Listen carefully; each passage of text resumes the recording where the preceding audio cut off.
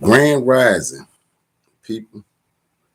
Um, I picked this title because a lot of my subscribers and viewers wanted me to weigh in on the Hassan Campbell and Wack 100, other YouTubers, and how they're creating deadly algorithms. First of all, there is a need for us to consume slander and gossip, you know. And this week is Nipsey Hussle, you know. They're accusing Nipsey Hussle of being involved in some sex act with, his baby mama and some dude or whatever. But it comes out on Clubhouse, you know, where Hassan had recorded Wack 100 saying these things about Big U and Nipsey, who are, they gang bangers, they Crips. Him being a Pyru blood, you know, it's really interesting how it's been trending. You know what I mean? Everybody wants to know if Nipsey Hussle did this or if he didn't. You know what I mean? But as we've been watching YouTube and Facebook, it is getting increasingly more dangerous as it relates to what's being spoken on and what's being said and how it spills out into the real world. And when I mean real world, I mean going to the store and bumping into people or however you live your normal life outside of YouTube. It can be potentially threatening when you coming on here saying all kind of things about people that people love. I want to play you some of what Hassan Campbell said. Fair usage. You know what I mean? Just to critique some of this stuff. It's the underground for agents. He's talking about Clubhouse. It's like putting on the same dirty pair of underwears for 6 days. Yeah, 8,500 people in the building. He's consistently worried about how many people in the building while he Ask Wack 100. While he tells you a story. How you go from showing Hassan Campbell so much love? You sent for me to come in that. You said you didn't know who I was, but there's audio. We got the audio from Clubhouse when you told people to tag me to come in the room to meet you. You sent for me. I wasn't looking for you. I was busy dissing you. You sent for me. So how? You said you never knew that I was making videos about you, but you're lying. So how did you go from being my friend to teasing me about being molested? The moral of the story is, this is not a man that you want to do business with. This dude that violated. Now here's a guy that came out on YouTube about him being molested by African Bambaataa. He built his following based on his victim status. You know what I mean? And that he was going to, bring out more about molestation and help people dealing with those type of issues. But clearly, after the views, the likes, the monetization on YouTube, he's changed his narrative. Wack 100, he's found his niche in Clubhouse. And all these things are social media platforms, whereas social media has edged on and is creating this metaverse that they're talking about, which means that you're going to start getting your news, your information, your trends are all going to come through these platforms. And if you're starting to see that these platforms are getting more and more salacious, more and more violent, then you're going to have to start tuning them out. You know what I mean? Because they're calling the YouTubers influencers. They influence public opinion. His public statement about Nipsey's behavior is influencing people to think a certain way about Nipsey, whether it's true or not, whether they've seen the tape or not. But this is all rooted in some competition between him and Wack 100. Everybody that he came across. Let's get down to the nitty gritty. Kanye West. So that song that you and Game did together, Wack extorted that out of you, allegedly? Use your common sense, people. Patreon.com. We got the tapes. Just be patient, though, because my lawyer telling me to be careful. Be patient. Patreon.com. There's stuff over there already. There's stuff already being uploaded. He's talking about, at this point, allegedly Kanye was extorted to do a song with Game based on Wack 100 having this sex tape. But he's sending you to Patreon to hear bits and pieces of what he recorded so that you could pay on Patreon to hear these things. I mean, after you hear these things, what do these things really mean to you? What does it mean if they do have a tape of Nipsey Hussle? What does that mean to you in your life? How do you use that to better your life or better your situation? Is that useful knowledge or information? You know, what is the need for it? The reason I said that they're creating dangerous algorithms, because now everybody wants to outdo each other and who can say the most salacious things, who has the gossip. You know what I mean? As if Black people really need this, as if Black people really need a reason to be more divided, to be more hostile with each other. You know, and you look at the dynamics. You look at the fact that Wack 100 is a Pyru blood, and Nipsey and Big U, they Crips. You know what I'm saying? And these is old guys. These is older guys. They're up in my age group. You know what I'm saying? This is not Little Dirk and NBA Youngboy and these younger guys out of Chicago with the drill music. These are older guys who have found a way to use these algorithms to get paid. No matter who gets hurt, no matter what comes out, they consistently fueling the flames of discord in the Black community. I'm gonna play some more of it. Clearly, he's talking about lawyers.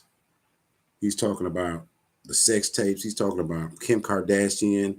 I mean, how is she even relevant at this point? Let's hear some more. Got anything, a little bit at a time.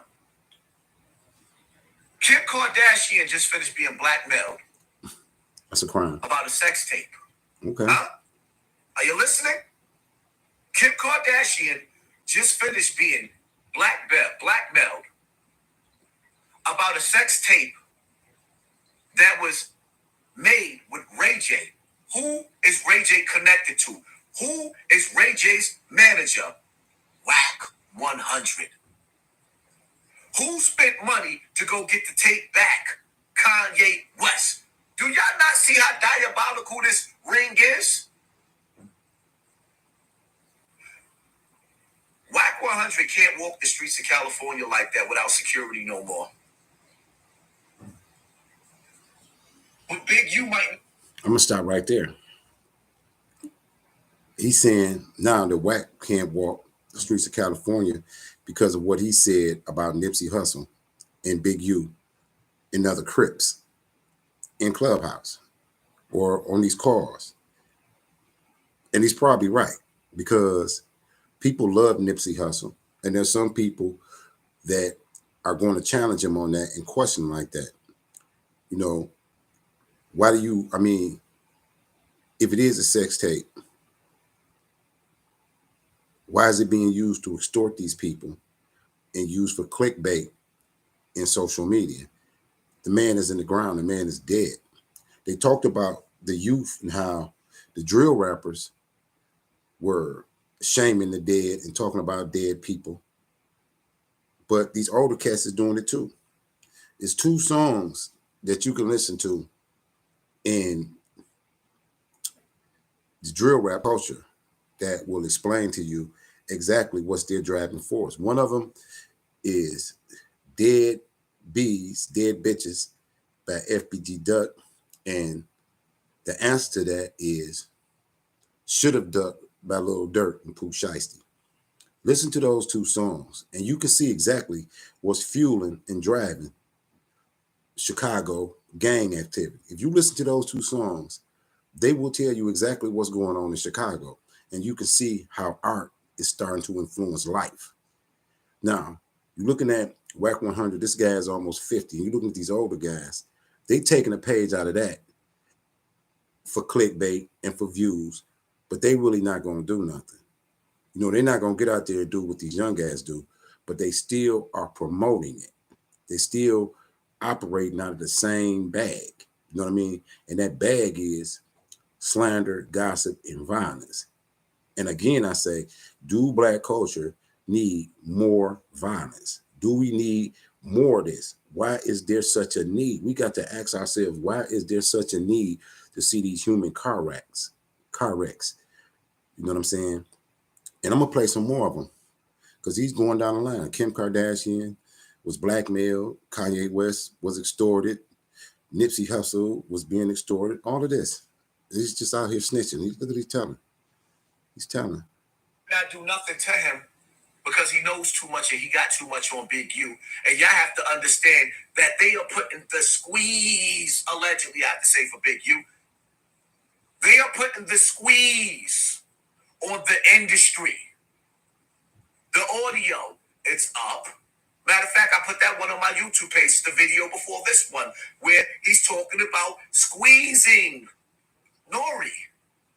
You know Nori, my brother Nori? Now he's talking about, again, he's just naming names and name dropping, involving more people into what he allegedly says is extortion, blackmail, and other criminal activity, allegedly. But he's talking about it openly. You know what I mean? With these so-called street dudes or street guys or whatever they call themselves these days. But where I come from, if you was a street dude, the last thing you wanted to do was be on the camera saying anything about any kind of crime. You know what I mean? Somebody call you asking about a crime, you're going to hang the phone up on them. So what are we really seeing? What kind of entertainment is this now? This is a new form of entertainment. This is a new form. This is not TV what you grew up on anymore. This is the metaverse.